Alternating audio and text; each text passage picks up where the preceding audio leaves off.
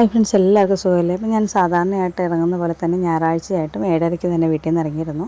7:30 ഇറങ്ങിയിട്ട് ഞാൻ സ്ഥിരമായിട്ട് പോകുന്ന ബസ് ഇല്ലയെന്ന് അറിഞ്ഞതുകൊണ്ട് തന്നെ വള്ളിച്ചിറയിൽ നിന്ന് ഞാൻ ഓട്ടോയ്ക്ക് പാലായിക്ക് പോയി. പാലായി പോയി നോക്കി നിന്ന് കുറേ നേരം നോക്കി നിന്നിട്ട് പിറവം ബസ്സൊന്നും കാണാഞ്ഞിട്ട് കുത്താട്ടിൽ ഇറങ്ങി അതിലേ പോകാമെന്ന് ഓർത്ത് ഞാൻ അവിടെ എൻക്വയറി ചോദിച്ചപ്പോൾ പറഞ്ഞു പിറവം ബസ്സില്ല എന്ന് പറഞ്ഞു. പിന്നെ കുത്താട്ടിൽ ഇറങ്ങാമെന്ന് ഓർത്തൊരു ബസ്സിൽ കയറി.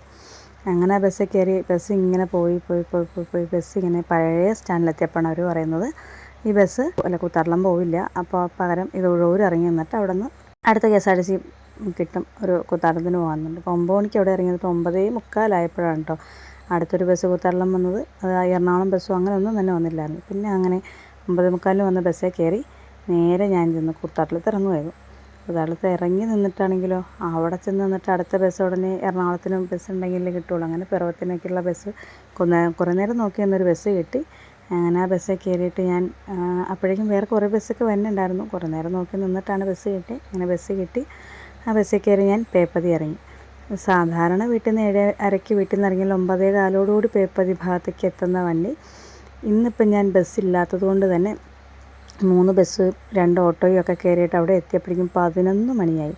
വളരെ ഫീലിംഗ് വെരി ബാഡ്. അപ്പോൾ അത്രയും ഭയങ്കര ബുദ്ധിമുട്ടാണ് കേട്ടോ. ഇന്ന് ഞായറാഴ്ചയായിട്ട് ബസ്സില്ലാത്തതുകൊണ്ട് പ്രൈവറ്റ് ബസ്സും കുറേ ഇല്ലായിരുന്നു.